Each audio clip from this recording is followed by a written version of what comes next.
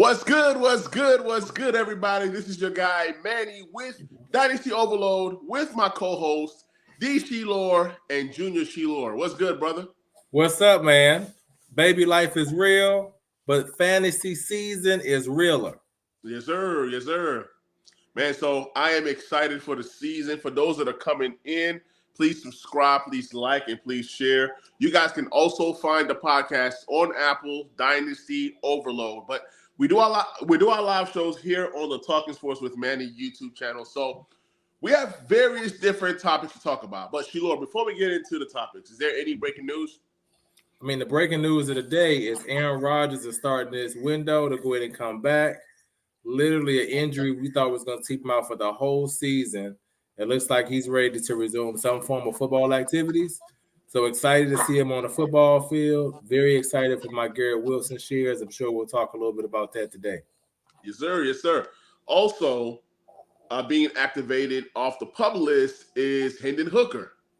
There you go. His practice window opens up. If I'm the Lions, just let this guy just ride it out and just bring him out next year. But practicing. They want to get him some rest in practice, get him some NFL action. I don't think he plays the game this year. Do you think he plays the game this year? Nah, no way he plays the game this year. I think it destroys what they're trying to build. They're playoff ready right now. Now, Jared Goff has been struggling a little bit the last couple of weeks, but I don't think it's the time to make a change. I think this is giving them full off season, and then maybe see if you're ready to fight a little bit for a spot next year. Okay, what I was thinking of is if there's a blowout, any chance we see Hendon Hooker in a blowout situation? It's possible, but the thing with the Lions is the way everything has been set up, they ain't been blowing nobody out. It's like they come out flat, and then they got to be in survival mode. And I think some of that is just transition from being a team that was also ran to now actually being a team that's a competitor and putting it together consistently. Yep. They definitely were not consistent Thanksgiving. Yeah, they were consistent at being terrible Thanksgiving, but I think the Lions are going to be good. We'll see what Jared Goff has in store. Speaking of the Lions, man, let's just go ahead and stay on the Lions. Sam Laporta looks great. I'm enjoying Sam Laporta in all of my tight end premium leagues. Jahmyr Gibbs has finally picked it up. He's the guy moving forward. When I said that Jahmyr Gibbs was a top 5 dynasty back, this one guy thought I was crazy. All of a sudden, this guy is having a magnificent season, and he's looking like a top 5 dynasty back. My question to you is, where do you rank Jahmyr Gibbs right now? We're talking with Bijan. We're talking with Brees. We're talking with all these different backs. Give me your top 5 dynasty backs, putting you on the spot. So let's kind of walk through. So number 1 is the GOAT, Mr. Christian McCaffrey.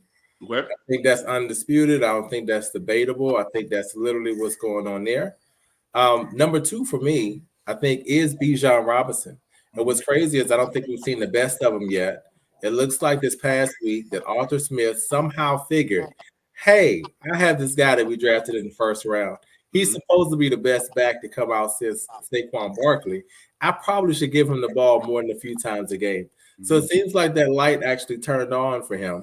And now I think we're going to see the best of Brees not the best of Brees, but the best of Bijan down the stretch. So I think he's 2. Number 3 is Mr. Brees Hall. Okay. I don't think it's debatable. I think at this point, he's going to end up replacing Nick Chubb as our best pure runner in football. Number 4 for me would actually be Jonathan Taylor. I think JT is ready to rock and roll. He seems like he's getting healthy. Then, of course, he just had the setback with the thumb injury. But I still put him number 4. And then number 5 will be my man, Jahmyr Gibbs.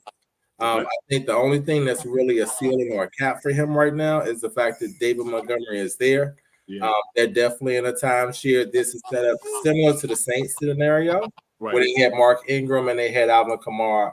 This is exactly what I presented. He's the Kamara portion, whereas Montgomery is actually the Mark Ingram portion. But I think Jahmyr definitely is going to win out in the long haul. And I love that he's actually getting used in the passing game as well. Yeah. Now, I agree with your list. So my only question for you is, even in Dynasty, you still rank CMC number 1 Dynasty back? All day long. Because the thing is, he's that dual threat. He is a walking 30 points a game. You know what I'm saying? I think that's the whole thing. Plus, he's now moved away from being in Carolina, where you had to focus on him. you can't focus on him in San Francisco. Right. Mike Shanahan is actually putting them in positions to win. They actually have a long-standing history as well. The fact that Kyle's dad actually coached his dad. You know what I'm saying? So this is one of those things where he knows the exact right way to use him and to really put him in situations to be successful. They put the draft capital in. They have a great offensive line over there. So I literally see, and when I'm looking at this 2 to 3 year window. So for the next 2 years, I believe he's still the dynasty RB1. Right. And his dad was Ed McCaffrey, right? Yes, sir. Yeah, man. I forgot all about that, man. That team was special back in the day. And with Ed McCaffrey, Terrell Davis, that whole crew. Uncle Shay and Rod Smith. Don't forget Rod Smith, man. He put the work there. Absolutely. And look, notice I said in the rest of those guys, because it's been so long. Like, that team used to be scary on Madden. Like, I mean, that team was special. So when I said the rest of those guys, I couldn't think of the other guys. It's okay, I got you, man. John Elway, the GOAT. John Elway. Yeah, one of my best friends was actually a Broncos fan, and he used to quote those guys and blah, blah, blah. And I'm like, man, those days when they'll go against my Redskins at the time, that team was nice. That team was nice, man. So it's good to see Christian McCaffrey, second generation, come in and produce. A lot of times, you know, your dad played and then the kid comes in and the kid is not as good. But speaking of a kid that's going to be good, if not maybe better than his dad, and I can say that, I know it's crazy to say Marvin Harrison Jr. could be better than his dad. I would say this. Marvin Harrison Jr. is coming in as a way better prospect than his father. Now, whether he produces like his father, I don't know, because Marvin Harrison had Peyton Manning, right? He had longevity. He produced elite numbers year after year after year after year. But for the fact that we are realistically talking about Marvin Harrison as a guy that could potentially go, he could potentially go at the 101. There's a scenario that he's the first player selected in the draft, and that's saying a lot about who this guy is. Talk to me a little bit about Marvin Harrison Jr. We got our notes here, but scrap the notes, man. Yeah, I'm ready, man. So here's the thing. So Marvin Harrison Jr. is special for a variety of reasons. Number one, when you watch him, he literally runs routes fantastically. Okay, so that's the big thing. You see the route running, you see the separation. The other thing that he has over his dad is the size. He's actually a 6'4" receiver. Where his dad was actually 6 feet tall. When you watch him, he literally dominates college football. I remember watching the Georgia game last year, and he literally tore all the way up. I mean, I think they tried to put Ringo on him as one of the corners that actually ended up getting drafted. They had him on him, and he just ate him for lunch. And it was out of control. It was amazing to see. He has that go up and get it mentality. He gets separation on his routes. And then he has wheels.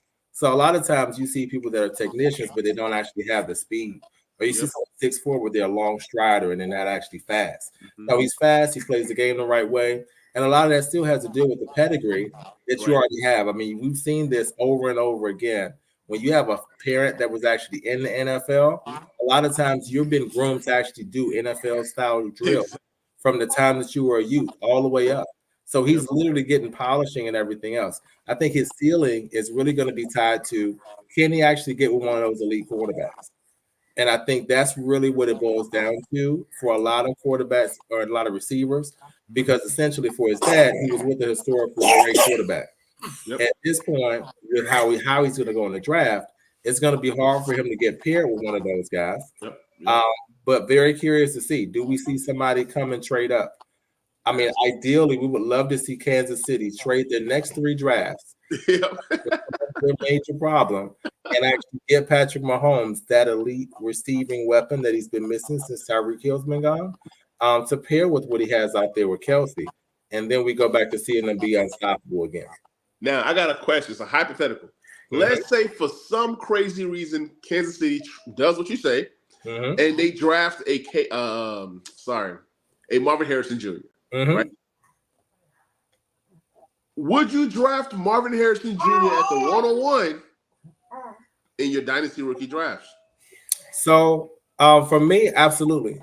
Yep. I think skill position players are safer than quarterbacks. Yep. Every year we see quarterbacks that are supposed to be amazing. They're supposed to be these great prospects. Yep. And every year we see disappointment. We see Bryce Young. Bryce Young was, somebody that everyone's very excited about. Now, Yep, granted, including me. I mean, there's definitely some things there. Yeah. But I think at the same time, he wasn't put in a situation to win or be successful. I don't think he had the right talent around him. I don't know organizationally he has all the right things in place. But for that elite receiver, for that elite skill player, a lot of times there's not much that's needed. He's going to go out there and dominate. It's not all the other pieces that come along with being a franchise quarterback. Now let's talk a little bit about these franchise QBs, potential franchise QBs. So let's say, for example, you bring in Bryce Young, right? Mm-hmm. Wrong situation. You have a 96-year-old Adam Thielen.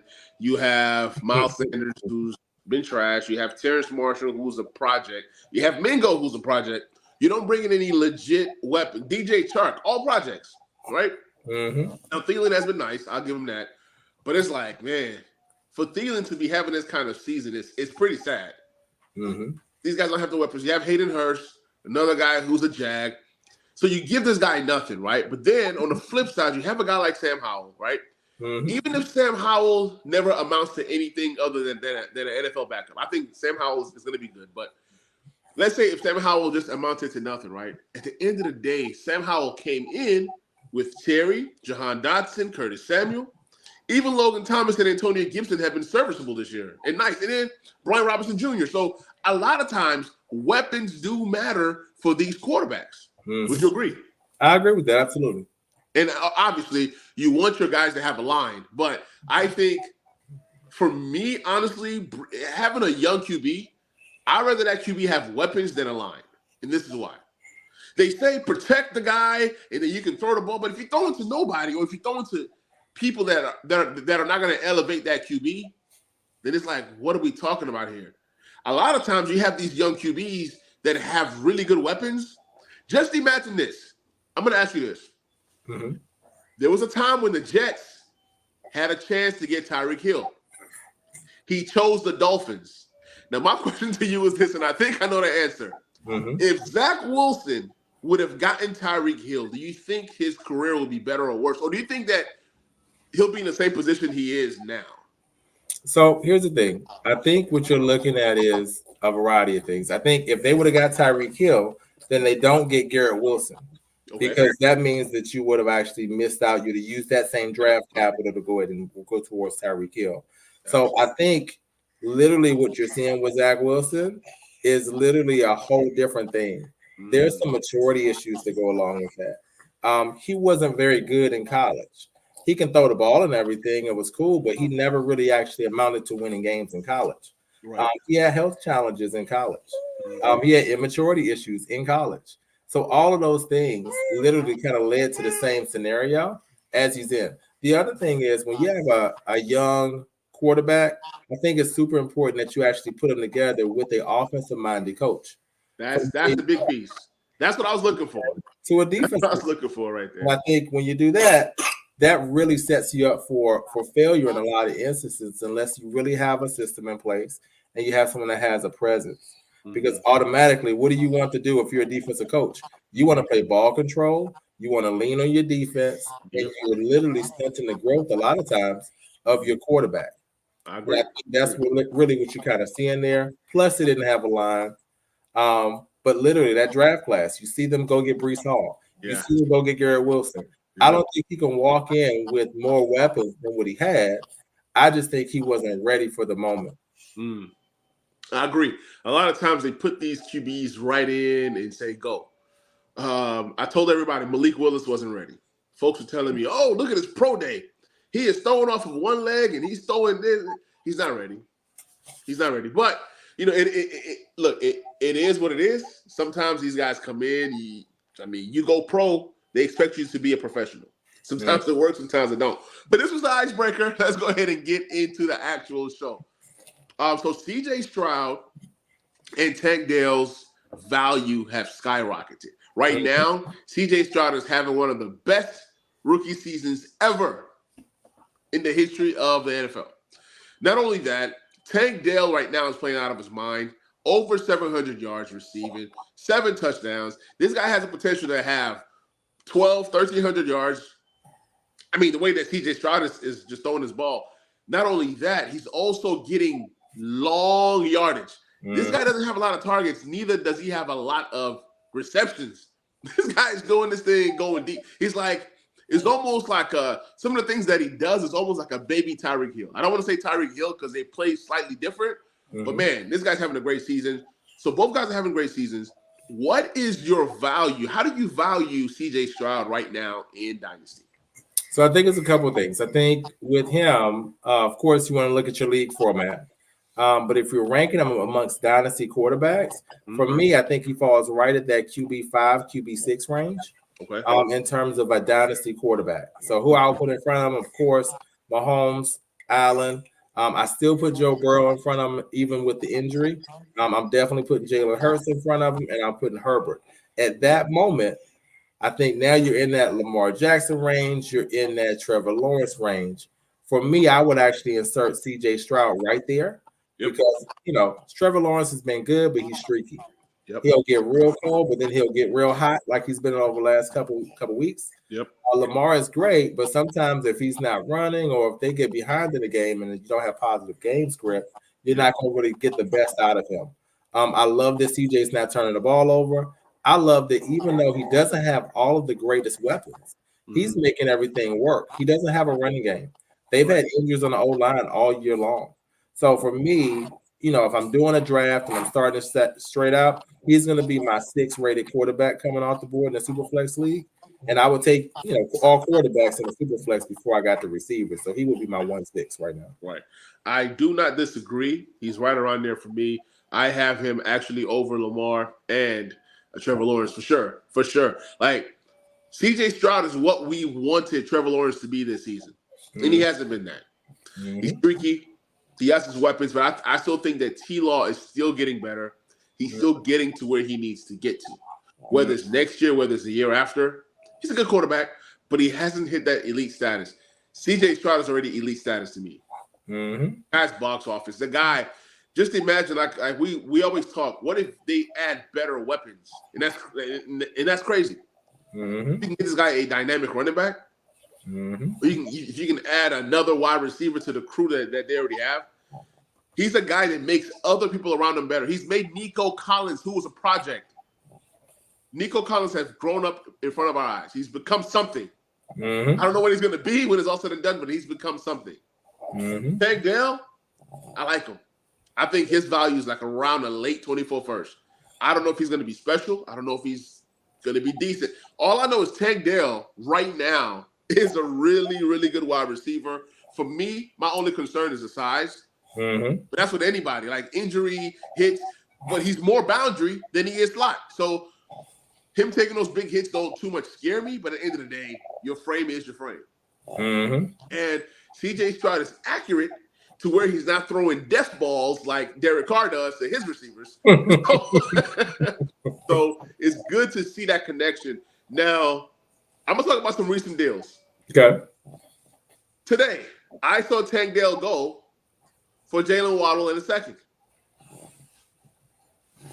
That's crazy because I traded Tank Dell. I didn't want to. I traded Tank Dell for George Pickens a second, and then I was able to do a swap of QBs, Fields and Watson.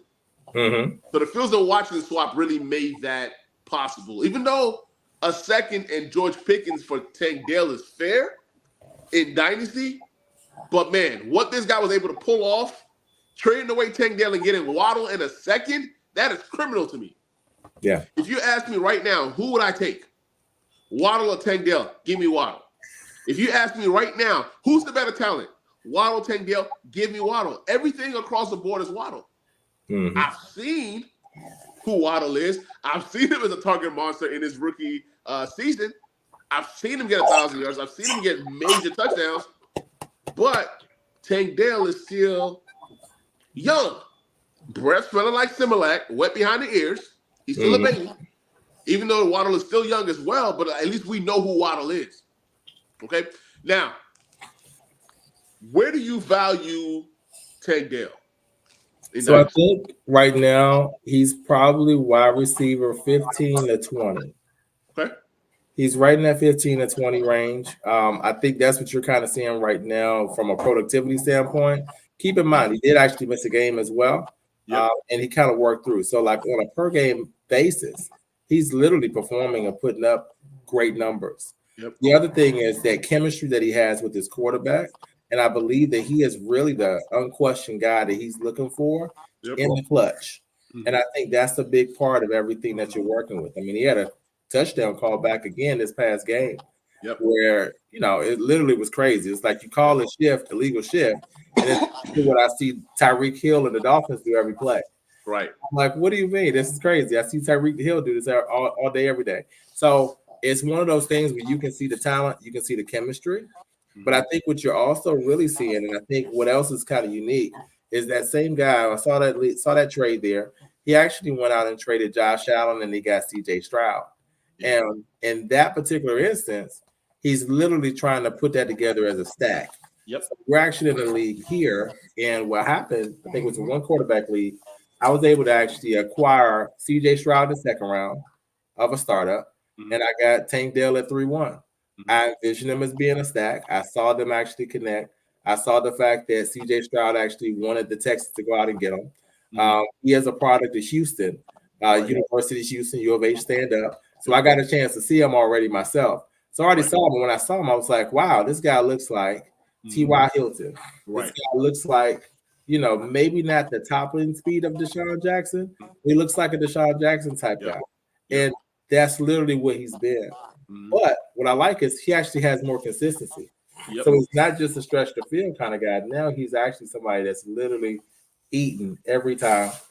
He is ferocious going up to get the ball despite his size. So I think he definitely has a tremendous upside, a tremendous ceiling. But I think the Waddle piece is a little too much. Because, you know, the thing is, Waddle highly coming out. He's only his third year in. The struggle there, though, is the inconsistency because Tyreek Hill is the main draw. Exactly. But because of that, that means Waddle's not going to see that top corner every time. So I think that actually helps him out a little bit more. So definitely still have Waddle ahead of him. So if it was a straight up trade, I might not have had as much of an issue with it because I can see how you can kind of have those values in there. Right. But the fact that you also added in a second, to me, that's crazy. There's no way to be giving away 24 picks in this draft coming up. That was overkill. So, guys, check out the Dynasty Overload TikTok. This Dynasty Overload over there. I dropped a video today telling you guys, if anybody gives you a holy overpay of C.J. Stroud or Tank Dell, if somebody offered me Josh Allen for C.J. Stroud, I took the deal without even thinking. I mean, it's Josh Allen. And I think Josh Allen is the Dynasty QB2 right now. C.J. Stroud could get there someday, but he's not there now. And that was one of the cheapest Josh Allen shares that I've ever acquired in my entire life. So let's go ahead and talk about some last-minute buys and sells. Because we know it's playoff time. It's the playoff push. A lot of your leagues, the trade deadline is over. But there's some leagues that there's still time to trade. Who is your last-minute buy right now? So for me, I think it's a couple. The first one that comes to mind for me is Garrett Wilson and Aaron Rodgers, that combination. So if Aaron Rodgers is going to be back, it looks like they open up that 21-day window now for him. If he's back playoff time, and I believe he has a juicy matchup either week 15 or 16, they play the Commanders. And when I tell you, I think that's the game that he's going to come back for. I think he's going to light them up. 70 points. I mean, it's crazy, right? So Garrett Wilson for sure, because he's been playing with mediocre quarterback play. If he actually has a 70% of Aaron Rodgers out there, he's going to kill. Number one, he's the only receiver out there that's really viable at this point. And two, really with those two connecting, you already kind of saw that chemistry starting to develop in the offseason. I think they're going to kill. So I would love those two. And then at the running back room, give me Kyron Williams for the Rams. Thank you. He's definitely a buy for me. I think everything that you see, the fact that McVay really loved him and kind of was able to see everything flowing, He already built that chemistry. They put him on IR. As soon as he comes out, he goes crazy. I literally put him in every league, every lineup I could. 38 points this past week for me. So definitely get your hands on some Kyron Williams if you have somebody that doesn't know. Yeah, I missed out on putting Kyron in one of my leagues. I forgot I even had him. That was so sad because had Kyron been in my lineup, I would have won that league easily. Now I'm fighting for my playoff life in that league. But my question to you, because I'm glad you said Kyron Williams. I had him on my notes at the very end. And what are you paying for Kyron Williams right now? 24 first, 25 first, either one. So if you can get, I try to go 25 first because I believe so much in this 24 class. Yep. This is a class where you're going to see quarterbacks and wide receivers. As you know, quarterbacks and wide receivers is how you build your dynasty lineup. Yep. It's how you build the bones for it. So I've been trying to acquire as many 24 first as possible. Right. So if you have somebody that are moving for 25 first, then it's great. I think it's also important to target leagues where he's on teams that are not competing. If you have somebody that's competing, they're not going to trade Kyron Williams to you. Don't be offended. But if you got a team that's out of contention, they're looking for draft capital, you might be able to go ahead and stumble across a gem. We know what elite running backs can do in Sean McVay's system. Absolutely. We saw exactly what happens with those guys. We saw Todd Gurley in the past. This guy has the potential to literally be a bell cow in this offense. Yep. Today I actually offered somebody a 24 first and 24 second for Kyron Williams. They said no. And I was sad. There was a time when I had a great offer for Kyron Williams for a first, but that was like a few weeks back where I'm still unsure. I'm still like, hey, man, what's going on? Is this going to be a real thing? And then it started to become a real thing and a real thing and a real thing. And then wanted to make that offer, he gets hurt. Now I'm like, okay, let me just go ahead and chill. Maybe it was a good reason, good thing I didn't make that deal. And then now it's too late. It's too late. You gotta wait. You would have hoped that he comes back and has like a 10-point game or a 7-point game. That's when you buy.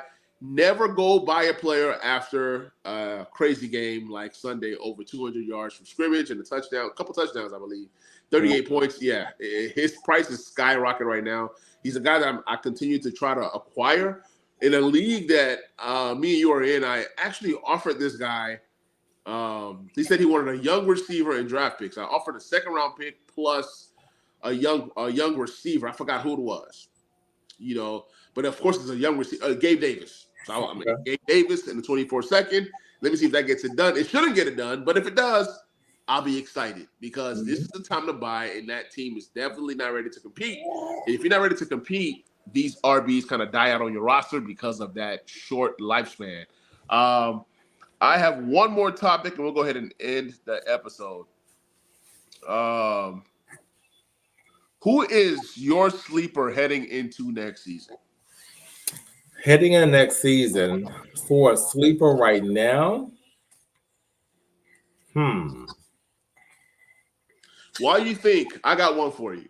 Okay. My sleeper heading into next season is Keaton Mitchell. Now, we understand that he's a undrafted free agent, and you can also debate that even though next year is not a great RB class, there are some really good backs coming out. Given in the right situation, like the Ravens, could potentially be a piece that you might be interested in. Now, what I like about Keaton Mitchell is that the coach he started last week. Now, granted, the workload doesn't say starter, but he did start last week, and the coach is not a coach that starts rookies just to start rookies. And for the fact that this guy went undrafted and the coach is trusting this guy, J.K. Dobbins is as good as gone. Gus Edwards has a contract that's voidable. So he could be in the mix in that backfield. I'm not saying it's his backfield. He's too small for him to have his own backfield, but he's going to be in the mix. So right now, Keaton Mitchell, even though he's shown some flashes, he's still very cheap. You can get Keaton Mitchell right now for a 24 second. I don't even mind paying a high 24 second if you feel you don't like the backs coming out next year. But ideally, mid to late 2nd round, 24 pick gets it done. So that's the guy I'm buying right now. If I can, I'm putting him into deals as a toss-in, and I'm hoping that it yields fruit. Kind of like a Kyron Williams is this year. Like last year, I mean, you could acquire that guy so cheap. I drafted this guy like in the 16th round, 27th, 20-something round because nobody cared about Kyron. Nobody saw Kyron as anything. Mm-hmm. And Keaton Mitchell could be still good and still sneaky. Who's your guy? Okay, let's go Jalen Hyatt, wide receiver for the New York Giants. Okay. He literally had his breakout game this past game, but you can already see it. It's like looking at it, there's no one else on that receiving core that you can even feel like is going to be coming back next year. Right. I think he definitely has an opportunity, along with whoever else they bring in there, to really actually start to put together a formidable receiving core for the Giants. Right. But the thing is, for me, it's one of those things when you are talking sleepers, when you try to grab that second round pick, especially in a deep draft next year, I wouldn't trade for a second round pick, right? So if you have a bigger deal and you actually can add them in as a piece, then I think that's great. I wouldn't pay more than the third for him right now because you have to kind of see exactly what you're working with. Exactly. But you still have to keep in mind this 24 class is special. So if I can get them for a third round pick this year or a 25 second, sure, let me go ahead and try to make that happen, but I definitely don't want to lose out on the first and second. But definitely has the potential to really make some noise over there. All right, bonus content. Let's start first. So a guy that nobody likes that I'm buying is T. Higgins. Okay. Look, this guy could end up on a team and be a number one wide receiver. And in fantasy, in dynasty, in any format, what you want is volume. If this guy goes to the right situation, I don't care where he goes, and this guy gets targets, he's going to be a guy that produces. I don't care who his quarterback. If this guy goes and plays with Daniel Jones, this guy will easily be a top 12 wide receiver in that offense, in that system, because, like you said, they're looking to piece together something. Now, I don't think the Giants pay that kind of money for wide receiver, but who knows? You never know. I'm just hoping, I'm buying him with the hopes he can go somewhere and become something. Or you can buy him, and guess what? He ends up being a Kenny Galladay. It's very possible. I see both scenarios. But it's a risk I'm willing to take. Right now, he's going so cheap. Like, I'm seeing people give away T. Higgins, literally. So if I can get him for like a young back that I don't believe in, or if I can get him for a vet that I don't believe in, or a couple pieces or a combination of player and pick, I'm buying T. Higgins, and I'm going to continue to buy T. Higgins because when he goes to the right situation next year, then the price goes up. So I'm buying him with the hopes that, hey, like, for example, I would trade Hollywood Brown right now for T. Higgins. I feel like T. Higgins will be in the league longer than Hollywood Brown in his small frame. Who is your guy? So if I'm adding an additional person, so I mean, number one, the T. Higgins thing is crazy, right? I think he's been hit or miss in Cincinnati, and that in and of itself really concerns me. So I'm not really in. I think he doesn't. If he doesn't end up with a situation where he has an elite quarterback, I'm not sure how it works because he doesn't really get a lot of separation. He's definitely a body catching type receiver. So I'm not really a big fan of his, but that's fine. The other guy I think that's important to really try to grab right now. So if we could say like a buy low candidate right now, for me is Jahan Dotson. I think Jahan Dotson is definitely somebody who had a whole lot of hype coming into this season, and he didn't really live up to it. Right. So this is somebody that I think you can probably grab for a 24 second. You can grab somebody who's not really excited about him at this point, and you can go ahead and get that post-hype sleeper. Sometimes it's good to be a little late versus being too early. And I think a lot of us came in a little too early on him this year, but I think next year, year 3, is where we can potentially see a breakout for him. Right. And if he doesn't break out, they trade him under that same contract, and then whoever else that brings him in can then figure out, hey, is this a guy that we can, build with, or is this a guy that we're just going to just rent and just kind of see what he is? Because after year 3, being drafted in the first round, it's kind of like, hey, it's do or die. So year 3, if you can't get it done, the team that drafted you is like, hey, we're not going to pay you when it's time. So we might as well just get something back for you. So that's why you see a lot of these guys get traded in year 3, sometimes even in year 4, because you have that option of that 5th-year option to go ahead and solidify a guy like Hollywood Brown. I think he was traded for first, which is wild to me. I mean, the Ravens used this guy and still was able to get a first out of him. That is brilliant. That Mm-hmm. rarely ever happens, but you're going to see more scenarios where, especially if you're productive, like because Hollywood Brown was productive. Jahan Dotson has not been productive like Hollywood Brown. So even if you trade him now, like after year 2 or year 3 or whatever, the best you can get for him is a second. I don't see anybody paying a first. Yeah. Not even Kansas City. They'll say, no, we're going to pay a second. We're going to pay a third because we don't know. So that's question mark. So that's the episode, man. Hope you guys got something from this episode. Make your playoff push. You guys get out there, make subtle moves, make quick moves. Get out there in free agency, see what's going on. Joe Flacco is out there everywhere. Scoop him, potentially trade him or scoop him, and who knows? Maybe he gets to start.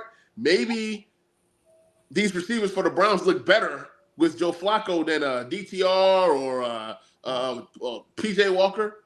So just be smart. Look around. There's things out there even right now in free agency. Make some sharp moves. Shilora, any last words? Last word is this: buy Justin Fields. Buy Justin Fields. His time in Chicago might be coming to an end, but he is definitely a top 25 quarterback in this league. And I think if he gets in the right system, being with the offensive coach, keep an eye on Atlanta. If he goes to Atlanta, it's GG's. If you can grab Justin Fields for cheap while everybody's down on him, definitely go grab him. I'm grabbing him everywhere I can. There you go.